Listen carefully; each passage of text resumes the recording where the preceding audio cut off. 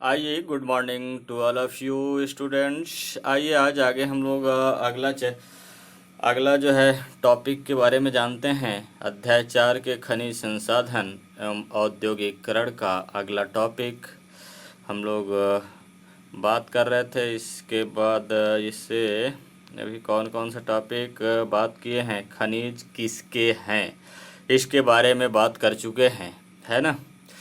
चलिए अब आगे हम लोग जानते हैं खनिज नीति के बारे में। किसके बारे में? खनिज नीति के बारे में जानते हैं कि आखिर ये खनिज नीति क्या है, नीति मतलब क्या होता है, इसके बारे में जानते हैं। ये देखिए आपका खनिज नीति है ना। तो देखिए खनिज, तो आप जानते हैं कि भूमि के अंदर से खनकर निकाला गया वह पदार्थ खनिज कहलाता है, या वह पदार्थ या कोई भी वस्तु जो भूमि के अंदर से खोदकर निकाला जाता है। यहाँ तक तो समझ में आता है कि ये खनिज है, लेकिन नीति क्या है? अब ये खनिज के साथ एक शब्द और जुटा जो नीति कहते हैं, है ना। नीति देखिए, अब खनिज नीति बात कहा तो नीति माने पॉलिसी या नीति या प्रबंधन करना, यानी किस नीति के आधार पर, किस नियम कानून के आधार पर ये खनिज को खनन किया जाएगा। ठीक है, ये बात है। खनिज नीति का साफ सा कहना है कि जो ये हमारे भूमि के अंदर जो खनिज मिल रहा है, इस खनिज को खनने के लिए या उत्खनन करने के लिए, खनना या उत्खनन एक ही चीज है ना, तो उत्खनन करने के लिए क्या कोई नियम कानून होना चाहिए कि नहीं होना चाहिए कि बस ऐसे ही मिला और जाके खन दें? ऐसा नहीं है। तो इसके लिए नियम कानून होता है, यानी नीति होगा। इसका प्रबंधन किसके द्वारा होगा, इसका देख रेख किसके द्वारा होगा, है ना। ये सारा चीजें एक नियम कानून, एक नीति बनेगा और इसके द्वारा उसे जो है आगे की प्रक्रिया यानी खनन की प्रक्रिया चालू किया जाएगा। भाई नीति नियम क्या कहता है ये जानना भी चाहिए कि भाई खनिज तो हमारे मान लीजिए प्रकृति में मिल रहे हैं, लेकिन अब इसका नियम क्या है खनने का, है ना। तो खनन करने का नियम क्या है इसके बारे में आइए अब हम लोग जानते हैं, विस्तार से जानते हैं। बिल्कुल पेशेंस के साथ आप धैर्य पूर्वक और ध्यान से सुने, मज़ा आ जाएगा। बहुत अच्छा इसमें नियम भी हैं और सभी चीज़ों को ध्यान में रखते हुए बनाया गया है। चलिए स्टार्ट करते हैं। भारत में खनिज संपदा के उपयोग से संबंधित नीतियां हमारे विकास और औद्योगिकरण नीति के विकास के साथ साथ बदलती रही है।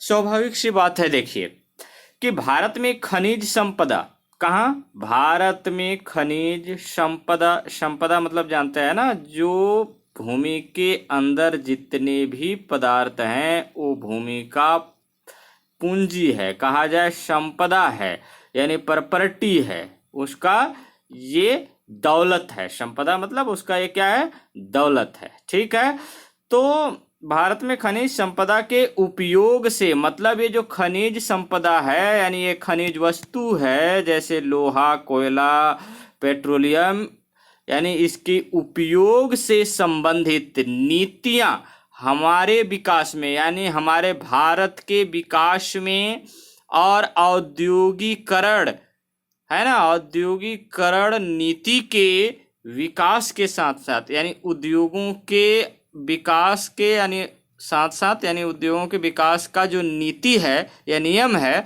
उसके विकास के साथ साथ बदलती रही है। स्वाभाविक सी बात है कि हर चीज बदल रहा है तो नियम कानून क्यों नहीं बदलेगा, जरूरी भी है। आइए जानते हैं क्या क्या बदला है। देखिए, खनन नीति निर्माण के तहत कुछ महत्वपूर्ण बिंदुओं पर विचार करना होता है। पहला पक्ष है राष्ट्रीय विकास और औद्योगिकरण में खनिजों की भूमिका, अर्थात अब यहाँ बात कहा जा रहा है, दो चीज आप विशेष ध्यान रखिए कि राष्ट्र विकास में और औद्योगिकरण में खनिजों का क्या भूमिका है, क्या रूल है, क्या ये अपना भूमिका कुछ निभाते हैं? हाँ बिल्कुल निभाते हैं, क्यों नहीं। देखिए मान लीजिए हमारे राष्ट्र में अगर कहीं पे खनिज मिलता है, जैसे मान लीजिए यहाँ अपार एकदम लौह अयस्क मिल जाए, कोयला मिल जाए, पेट्रोल मिल जाए, है ना, पेट्रोलियम पदार्थ मिल जाए। आज हमारे भारत में पेट्रोलियम पदार्थ समझ लीजिए मात्र 20% मिला हुआ है, बाकी 80% हम बाहर से आयात करते हैं। तो आप समझ लीजिए कि 80% जो आयात करते हैं, जो पैसा हम दूसरे देश को देते हैं, वो पैसा अगर हमारे देश में ही बचे तो क्या हमारे राष्ट्र का विकास नहीं होगा? होगा ना। और औद्योगिकरण में खनिजों की भूमिका क्यों नहीं, उद्योग लगेंगे, है ना, इसको रिसाइकिल करने के लिए सारा चीज़ें लगेंगे, तो स्वाभाविक सी बात है कि इसका भूमिका महत्वपूर्ण होगा। कैसा होगा?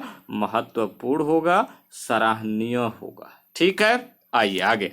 यह किसी दौर में औद्योगिक विकास की नीति से संबंधित है। ये शब्द बिल्कुल आपको समझ में ही नहीं आया होगा कि यह किसी दौर में औद्योगिक विकास की नीति से संबंधित है। नहीं आया होगा ना, अभी आएगा, देखना। बोल रहा है कि खनिज नीति जो है ना, क्या यह खनिज नीति या खनिज से यह भारत के किसी, यानी भारत में यह किसी दौर में औद्योगिक विकास की, यानी औद्योगिक विकास के कोई सा भी दौर, यानी कोई सा भी जो समय चल रहा है ना, तो औद्योगिक विकास की नीति से संबंधित है। क्या इसमें इसका कोई भूमिका होगा? बिल्कुल है। अगर मान लीजिए हमारे यहाँ खनिज संपदा नहीं मिल रहे हैं, तो ये समझ लीजिए कि हमें अगर अपने उद्योगों को बढ़ाना है तो स्वाभाविक सी बात है, या विकास करना है तो स्वाभाविक सी बात है कि हमें दूसरे देशों से आयात करना पड़ेगा उस वस्तु को, तभी हमारा औद्योगिक विकास हो पाएगा। तो यह किसी दौर में औद्योगिक विकास के नीति से संबंधित है? तो बोलिए हाँ बिल्कुल है। अगर नहीं होता तो स्वाभाविक सी बात है कि हम अपने औद्योगिक क्षेत्रों को विकास नहीं कर पाते। ठीक है, आइए अगला पैराग्राफ में हम लोग जानते हैं।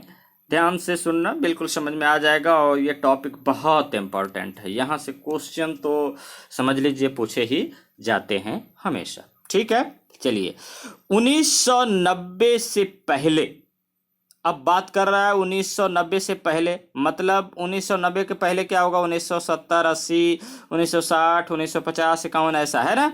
तो 1990 से पहले विश्व भर के देश चाह रहे थे, यानी पूरे दुनिया भर के जो देश हैं वो चाह रहे थे कि उसके देश के खनिज का उत्खनन, मतलब वो अपने देश, यानी कहने का मतलब उसके देश के खनिज का उत्खनन और उपयोग उसी देश के लोग और वहाँ की ही कंपनियां करें। यानी बात कर रहा है कि 1990 से पहले ऐसा नियम कानून था, ऐसा नियम था कि जिस देश में जो खनिज मिला है उसी देश के लोग उस खनिज का उपयोग करेगा, वहीं के कंपनी उद्योग लगाएगा। ऐसा नियम था पहले, और ये बिल्कुल सत्य है कि 1990 के बाद वैसा ही नियम था।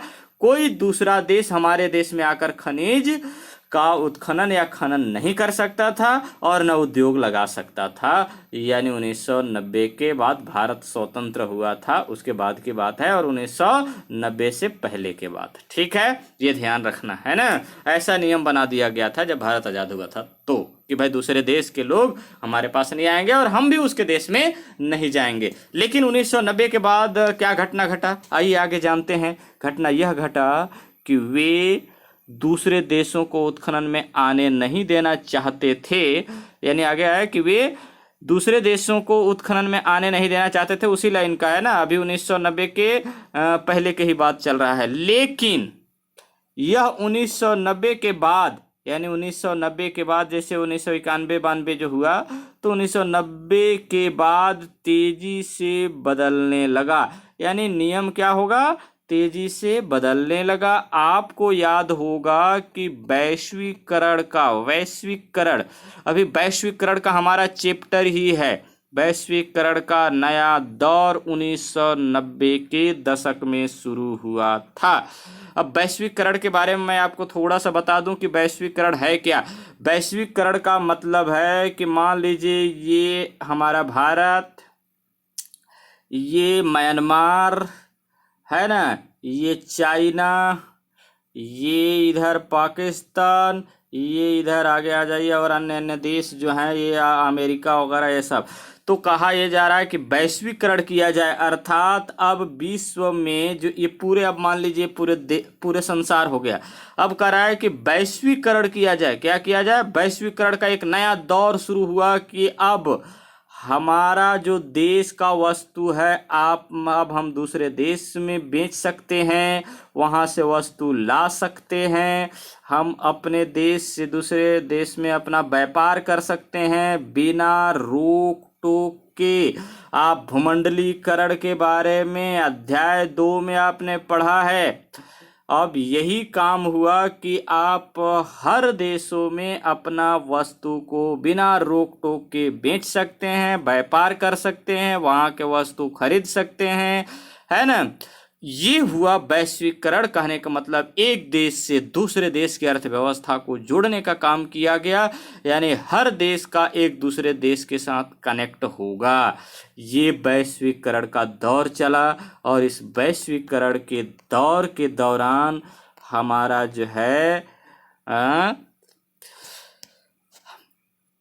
देश की जो है अर्थव्यवस्था में बदलाव आया, अर्थात खनिज के नीति में बदलाव आया। देखिए कि आपको याद होगा कि वैश्वीकरण का नया दौर 1950 के दशक में शुरू हुआ था। कब शुरू हुआ था? 1950 के दशक में शुरू हुआ था। अब ध्यान दीजिए, बहुत इंपॉर्टेंट बात यहाँ पे आ रहा है कि आप इस देश का नाम याद रखिए। देखिए, ऑस्ट्रेलिया, कनाडा, दक्षिण अफ्रीका, इंडोनेशिया, चीन जैसे खनिज प्रचुर देश अपनी नीतियों को बदलने लगे ताकि खनन में निजी कंपनियों और बहुराष्ट्रीय कंपनियों को बढ़ावा मिले। यानी कहने का बात है कि ऑस्ट्रेलिया में, कनाडा में, दक्षिण अफ्रीका में, इंडोनेशिया में, चीन में, मतलब प्रचुर मात्रा में, यानी खूब कहा जाए बहुत ज़्यादा वहाँ पे खनिज मिला, है ना। और ये लोग खनिज वहाँ पे प्रचुर मात्रा में उपलब्ध है, लेकिन ये लोग भी अपना अपना नीति बदलने लगे, अपना नियम बदलने लगे कि नहीं, ये नीतियों को बदलने लगे ताकि खनन में निजी कंपनी अर्थात प्राइवेट कंपनी, क्योंकि निजी कंपनी कहने से आपको इतना जल्दी समझ में नहीं आएगा, लेकिन प्राइवेट कंपनी, प्राइवेट मतलब अपना, यानी निजी कंपनी आएगा जिसमें सरकार का हस्तक्षेप नहीं होगा, निजी होगा। तो निजी कंपनी और बहुराष्ट्रीय कंपनी आए, मतलब बहुराष्ट्रीय कहने का मतलब कई राष्ट्र, जैसे मान लीजिए राष्ट्र ए, राष्ट्र बी, राष्ट्र सी, ये तीनों मिल करके और अगर भारत में ये कंपनी स्थापित करते हैं तो हम उसे क्या कहेंगे? बहुराष्ट्रीय कंपनियां कहेंगे, है ना। तो बहुराष्ट्रीय कंपनियों को बढ़ावा मिले, वे नई तकनीक क्या लेके आए? नया तकनीक लेकर के आए। क्या लेकर के आए? नया तकनीक लेकर के आए और नई तकनीक के माध्यम से नई टेक्नोलॉजी, न्यू टेक्नोलॉजी, नया नया मशीन लेकर के आए और पूंजी लेकर आए। पूंजी मतलब रुपया, पैसा लेकर आए और औद्योगिक उत्पादन की बढ़ती मांग के लिए, यानी उद्योग का जो उत्पाद है उस उत्पाद में बढ़ रहा है जो मांग, उसके लिए खनिज संपदा का दोहन करें, यानी खनिज संपदा का उत्खनन करें, दोहन करें।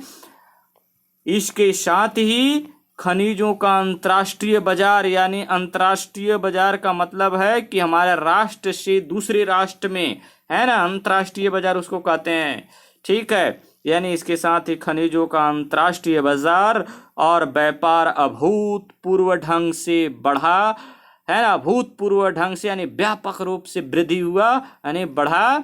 और कोई भी उद्योगपति अपनी जरूरत के खनिज वहाँ के यानी वहाँ से खरीद सकता था। यानी कोई भी उद्योगपति अपनी ज़रूरत के खनिज वहाँ से खरीद सकता था। अगर मान लीजिए मैं एक उद्योगपति हूँ और मुझे ज़रूरत है कि यहाँ पे लोहा, हमें जो है लोहा की मात्रा कम हो गया है तो हमें लोहा चाहिए, हमें बॉक्साइट चाहिए, हमें मैग्नीज चाहिए, तो मैं दूसरे देशों से मैं खरीद सकता हूँ, या उद्योग द्वारा जो उत्पादन किया गया है दूसरे देश में मैं उस वस्तु को भी खरीद सकता हूँ। ठीक है, तो ये बात आपको समझ में आ गया होगा। वर्तमान में सरकारें अपने आप को खनन कार्य तथा खनिज भंडार खोज से हटा रही है। कहने का मतलब है आज, वर्तमान मतलब आज, सरकारें यानी सरकार जो है अपने आप को खनन कार्य करने से तथा खनिज भंडार को खोज करने से हटा रही है। मतलब कह रही है कि अब मैं इस काम को नहीं करूँगा, अब इस काम को मैं प्राइवेट कंपनियों को दूंगा ताकि वो खनन करे, उसका खोज करे, उसके बदले हमें टैक्स दे दे, बात खत्म। ऐसा है ना, और उसे पूरी तरह निजी कंपनियों को दे रही है। अब सरकार क्या कर रही है, पूरी तरह से निजी कंपनियों को दे रही है।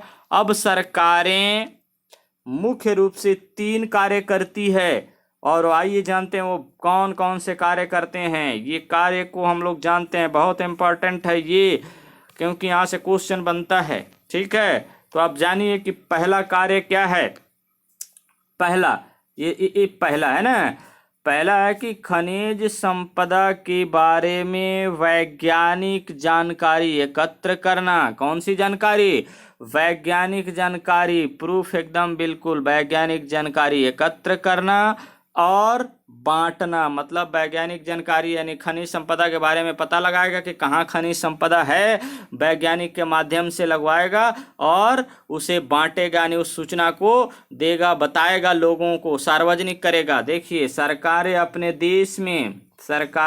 देश में कहाँ क्या खनिज संसाधन उपलब्ध है, कहाँ क्या खनिज मतलब कहाँ कौन सा खनिज संसाधन उपलब्ध है, इसकी वैज्ञानिक जानकारी इकट्ठा करती है और उसे सार्वजनिक करती है। उसे सार्वजनिक मतलब उसे सार्वजनिक कर देती है ताकि पूरा दुनिया जाने कि यहाँ पे इस स्थान पर, ए नामक स्थान पर ये लोहा पाया गया है, बी नामक स्थान पर तांबा पाया गया है, सी नामक स्थान पर डायमंड हीरा पाया गया है। ऐसा उसे सार्वजनिक कर दे पता करके। ठीक है, ताकि विभिन्न कंपनियां, ताकि अलग अलग कंपनियां उनके उत्खनन के लिए आगे आएं, ताकि उसका उत्खनन करवाएं, है ना। दूसरा बात अब है, दूसरा बात हम दूसरे कलर से करते हैं काम, है ना।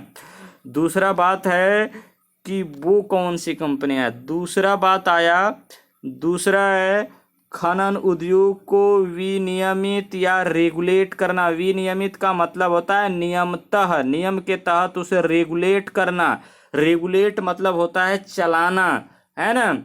तो रेगुलेट करना सरकारों का दायित्व है। जैसे मेरा दायित्व क्या है, बच्चों को पढ़ाना, आपका दायित्व क्या है, पढ़ना। वह शिक्षक दो जो काम देता है उस काम को करके दिखाना, ये आपका दायित्व है। ठीक है, तो विद्यार्थी का दायित्व अपना पढ़ना लिखना, शिक्षक का दायित्व क्या हुआ, पढ़ाना लिखाना। उसी प्रकार सरकारों का दायित्व है कि खनन कायदे कानून के तहत, यानी कायदे मतलब नियम कानून के तहत हो और पर्यावरण व मजदूरों की सुरक्षा को अनदेखा न किया जाए। यानी वहाँ के लोग जो हैं, जैसे पर्यावरण है, वायु प्रदूषण न हो, पेड़ का कटाई कम हो, ये सारी चीज़ पर ध्यान रखना चाहिए। मजदूरों की सुरक्षा किया जाए, है ना। अनदेखा मतलब उससे नज़रअंदाज न किया जाए कि नहीं, ये इनको मान लीजिए अगर पर्यावरण रूप से जो है असुविधा हो रहा है, मजदूरों की सुरक्षा नहीं हो पा रहा है और आप कह रहे हैं नहीं हो रहा है, यानी सुरक्षा हो रहा है, तो ये अनदेखा नहीं करना है ना। आगे आइए, सरकार कंपनियों को खनिज भंडार खोजने और उत्खनन की अनुमति देती है। अब सरकार क्या करने लगी है कि कहाँ पे खनिज भंडार है उसे खोजो और उसे उत्खनन करने की भी अनुमति देती है, और यह सुनिश्चित करती है, यानी यह तय करती है कि कंपनियां उन शर्तों का क्या करे, पालन करे। क्या पालन करते हैं, पालन करें। ठीक है, पालन करें। अब ये 2 हो गया, एकदम ये इंपॉर्टेंट बात है ना, याद रखना ये तीनों बातों को। मैं अब अगला तीसरा पर आता हूं। तीसरा है खनन से शुल्क, अर्थात खनन से पैसा लेगा, पैसा यानी शुल्क या कर वसूल करना। सरकार को यह सुनिश्चित करना होता है, यानी सरकार को यह निश्चित करना होता है कि खनिजों से प्राप्त आय का उचित हिस्सा सरकार को शुल्क या टैक्स के रूप में मिले, जिसे वह देश के विकास के यानी विकास कार्य में लगा सके, है ना। अब विकास कार्य में क्या क्या आपको लगेगा भाई, देश के विकास के कार्य में कौन सा बड़ा बात हो गया कि कैसा विकास। अब विकास क्या होगा, सामाजिक, आर्थिक, है ना, राजनीतिक, सांस्कृतिक विकास होगा। अब ये कहेंगे आपकी ये कैसा विकास, आर्थिक विकास में देखिए लोगों को रोजगार गारंटी उपलब्ध कराया जाए, है ना, काम दिया जाए, उससे काम करेंगे उससे पैसा आएगा, ठीक है। लोगों को जो है लोन पैसा दिया जाए कम ब्याज पर, ताकि वो अपना दुकान खोल सकें, है ना। तो इस तरह से विकास किया जाएगा ताकि लोगों में जो है एक योग्य कौशल विकसित हो और अपना जीवन यापन ठीक ठाक कर सकें। तो ये है देश की विकास करने के लिए कई तरीके अपनाए गए हैं ना। इसी तारतम्य में, तारतम्य का मतलब होता है इसी निरंतरता में भारत में भी खनिज नीति में बदलाव होने लगा है, अर्थात निरंतर रूप से, तारतम्य यानी निरंतर रूप से भारत में भी खनिज नीति में बदलाव होने लगा है। ये 3 बात आपको इम्पोर्टेंट है, ये ध्यान रखना होगा कि सरकार क्या करती है। चलिए आगे बात करते हैं हम अब अगला पैराग्राफ में। अब देखिए यहाँ से आते हैं उदारीकरण से, है ना।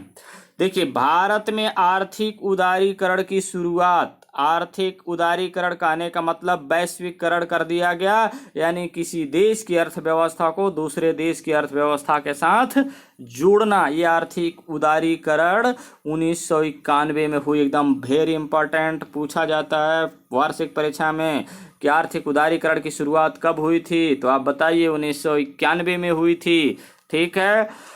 और ये पूछा भी जाएगा, अभी टेस्ट भी होगा, ध्यान रखना। 1993 में सरकार ने एक नई राष्ट्रीय नीति, यानी 1993 में सरकार ने एक नई राष्ट्रीय खनिज नीति की घोषणा की, जिसमें कहा गया कि सरकार केंद्रीय सार्वजनिक उपक्रमों के लिए, यानी सरकार केंद्रीय सार्वजनिक यानी केंद्र सरकार का जो सार्वजनिक उपक्रम है, जो औद्योगिक उपक्रम माने क्या, औद्योगिक के लिए आरक्षित खनिज को भी अब क्या करेगा, अब निजी क्षेत्रों को देगा। देखो बहुत बड़ा बात कह दिया है सरकार।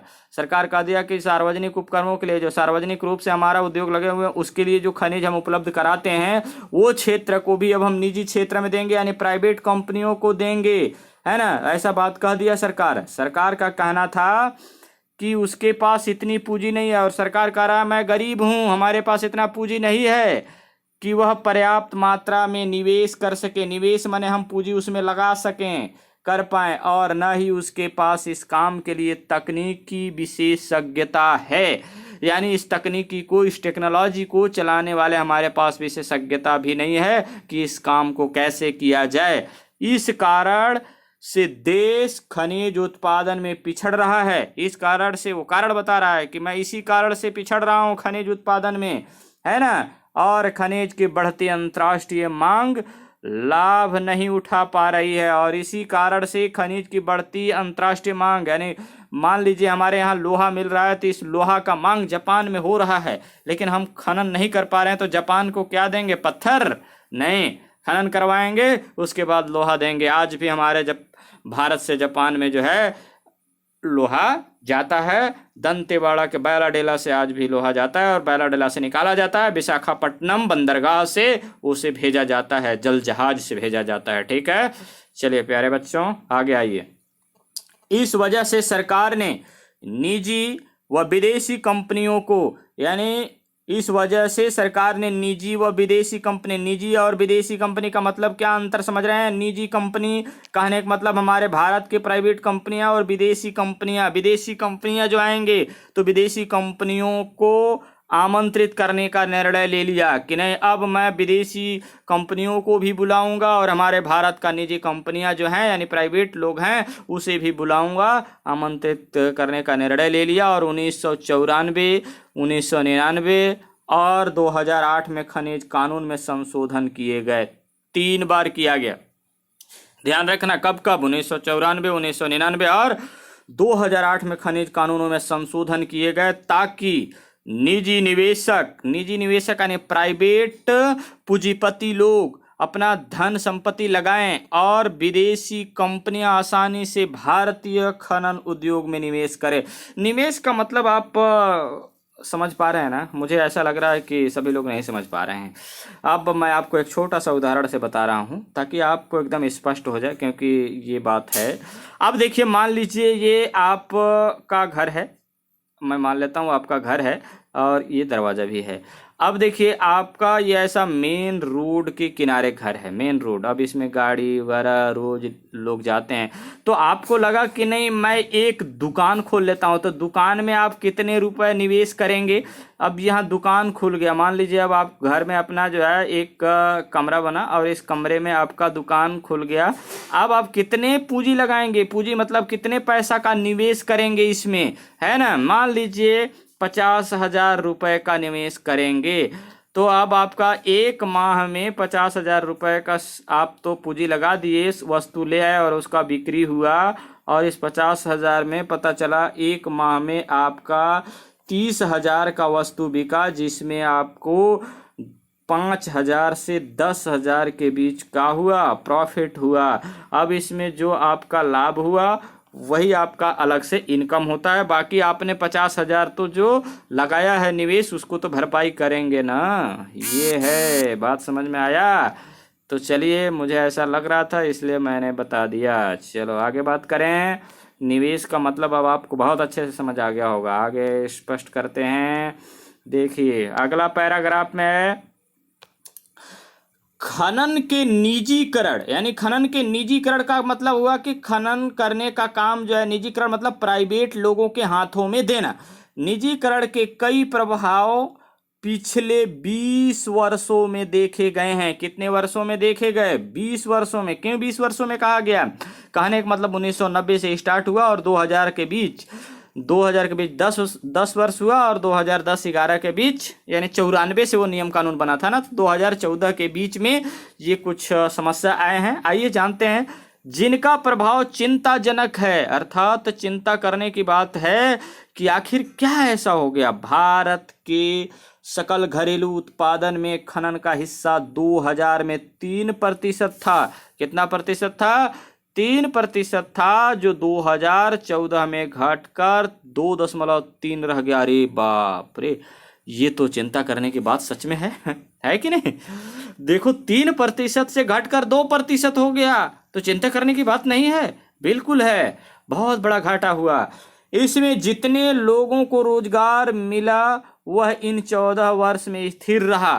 रोजगार में कोई वृद्धि नहीं हुआ, यानी न आय बढ़ी और न ही रोजगार बढ़ी। ये दोनों में किसी भी प्रकार का कोई बढ़ोतरी नहीं हुआ, जहां तक कि घाटा हो गया।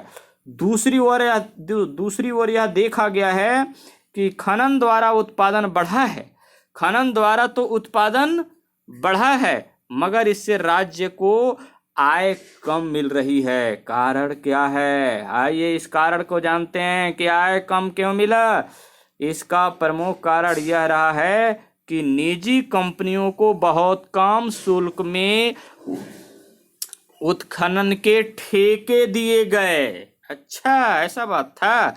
यानी जो प्राइवेट कंपनी था ना, उसे सस्ते शुल्क पर यानी कम दाम पर उत्खनन करने के लिए ठेका दे दिया गया। यानी ठेका दे दिया गया, वो कम पैसा देगा आपको। तो कम पैसा आया तो स्वाभाविक सी बात है कि आय तो कम ही होगा।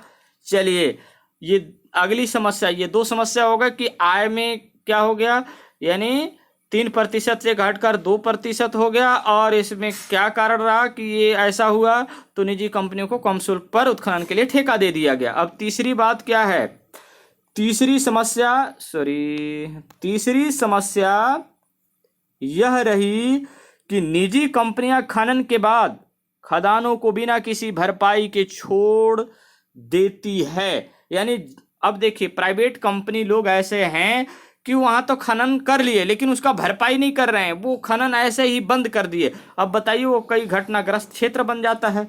कहा जाता है कि भारत में सैकड़ों बड़ी खदानें हैं जो अभी बंद हैं और पर्यावरण के विनाश की कहानी को बयां कर रही है, यानी पर्यावरण के विनाश की कहानी को बता रही हैं। खनन के साथ साथ पर्यावरण का संरक्षण कैसे हो, ये भी बात सामने आ रहा है कि खनन तो हो रहा है, खनन तो निकाला जा रहा है, यानी खनन करके वस्तुएं तो निकाला जा रहा है, पदार्थ निकाले जा रहे हैं, लेकिन उसमें पर्यावरण का जो संरक्षण कैसे होगा, पर्यावरण प्रदूषण हो रहा है, इस पर बात करनी होगी। ठीक है। निजी कंपनियां जो केवल मुनाफा कमाने में रुचि रखती है, स्वाभाविक सी बात है कि प्राइवेट कंपनी अधिक से अधिक लाभ कमाना चाहेगा, वो ये खर्चा करना कम चाहेगा, यानी पर्यावरण संरक्षण में पैसे क्यों खर्च करेगी, उसे ऐसा लगता है। ठीक है। उन्हें इसके लिए कैसे बाध्य किया जाए, अब देखिए कैसे बाध्य किया जाए, इन बातों पर भी चर्चा चल रही है। अब यहाँ समस्या पैदा हो गया, तो अब इसके लिए नियम फिर बनाएगी सरकार। देखो नियम कानून फिर कैसे बनाता है। आगे आगे बढ़िए, आगे बढ़िए, ध्यान से सुनिए क्या बात है। भारत में खनिज उन्हीं इलाकों में पाई जाती है जहां जंगल अधिक है। स्वाभाविक सी बात है कि खनिज अधिकतर वहीं पाए जाते हैं जहां जंगल अधिक होते हैं, जहां से नदियां निकलती है और जहां अधिकांशतः हमारे जनजाति समूह रहते हैं। खनन के कारण जंगल नष्ट हो रहे हैं। एक आकलन के अनुसार 1981 से अब तक 1,86,000 हेक्टेयर खनन के लिए कटे हैं। क्या कटे हैं? जंगल कटे हैं। इसके अलावा खनन और खनिजों की धुलाई के लिए स्थानीय जल, यानी जहां से खुदाई किया जा रहा है वहां का जल स्रोत का भयंकर प्रदूषण हो रहा है, यानी प्रदूषित किया जा रहा है। पर्यावरण के इस तरह से खराब होने से वहां रहने वाले लोगों की आजीविका खतरे में है। कानून के अनुसार वहां रहने वाले जनजाति समुदाय की सहमति से ही खनन किया जा सकता है, मगर अक्सर इस प्रावधान को सही तरीके से अमल नहीं किया जाता है। फलस्वरूप जनजाति समुदाय संसाधन युक्त होने के बावजूद सुविधाओं से वंचित रह जाते हैं। इस संबंध में आपने नियमगिरी का उदाहरण राजनीति शास्त्र के अध्याय में पढ़ा होगा। अभी नहीं पढ़े हैं, लेकिन आपको मैं नियमगिरी के बारे में थोड़ा सा बता देता हूं ताकि वहां जब पढ़ेंगे आप तो आपको मजा आ जाएगा, है ना। देखिए क्या है नियमगिरी की बात। ठीक है। नियमगिरी एक जो है पहाड़ है, कहाँ का, यानी ये उड़ीसा का, यानी हमारा छत्तीसगढ़ ये है, तो छत्तीसगढ़ के पूरब में, कहाँ, पूरब में उड़ीसा, और उड़ीसा में एक पहाड़ है। इस पहाड़ में बॉक्साइड अर्थात एल्युमिनियम खनिज अपार भंडार था, ये पाया गया। लेकिन सरकार ने निर्णय ले लिया, एक वेदांता कंपनी को बोल दिया कि आप वहां पे खनन करिए। 4,000 करोड़ से भी ऊपर का जो है बात हो गया। अब बात ये हुआ कि यहाँ पे रहने वाले जनजाति लोग जो थे ये बोल रहे हैं कि नहीं, यहाँ पे खनन नहीं होना चाहिए। वेदांता कंपनी अपना मशीन टेक्नोलॉजी लेकर के आ जाता है और पूरे गांव वाले लोग वहाँ पे इकट्ठा हो जाते हैं और इस पर्वत यानी जो पहाड़ है, इस पहाड़ में 10,000 कहा जाता है ना, लिखा हुआ है बिल्कुल साफ साफ कि 10,000 लोग, पब्लिक लोग इकट्ठा हो गए। और ये पर्वत के चारों ओर अगर ऐसे किया जाए तो कितने किलोमीटर होगा, लगभग 17 किलोमीटर था, जो कि 17 किलोमीटर में सभी लोग एक दूसरे, मान लीजिए ये व्यक्ति है, ये व्यक्ति है, ये फिर ये एक और व्यक्ति है, तो महिला और पुरुष सब एक दूसरे के हाथ पकड़ करके और ये 17 किलोमीटर तक एकदम पूरा घेराबंदी लगा दिए और बिल्कुल हला बोल लगा दिए कि वेदांता कंपनी वापस जाओ, यहाँ नहीं खनन होने देंगे हम। ठीक है। और लास्ट में ये विवाद चलता रहा और 2013 में सुप्रीम कोर्ट ने यानी उच्चतम न्यायालय ने ये आदेश दे दिया कि उनके अनुमति के ही अनुमति से ही खनी जाएगी। अगर वो लोग नहीं चाह रहे हैं तो नहीं खनन होगा। और इन पर वोट करवाया गया, यानी सरकार, यानी कहा जाए सुप्रीम कोर्ट ने आदेश दिया कि इस पर वोट करवाया जाए, कितने लोग सहमत है खनन करने के लिए और कितने लोग असहमत हैं। यहाँ पे पूरे लोग सहमति थे कि नहीं खनन करवाना है। इस वजह से ये एकदम बिल्कुल साफ सी बात ये हो गया कि वहाँ खनन नहीं हुआ और कंपनी को वापस जाना पड़ा। ठीक है, ये होता है एकता में ताकत। ठीक है, तो चलिए ये आज हम लोग यहाँ के पैराग्राफ तक रखते हैं, है ना। बाकी अगली कहानी हम अगले दिन बात करेंगे। आज बस यहीं तक। ठीक है, ओके, धन्यवाद। बस बात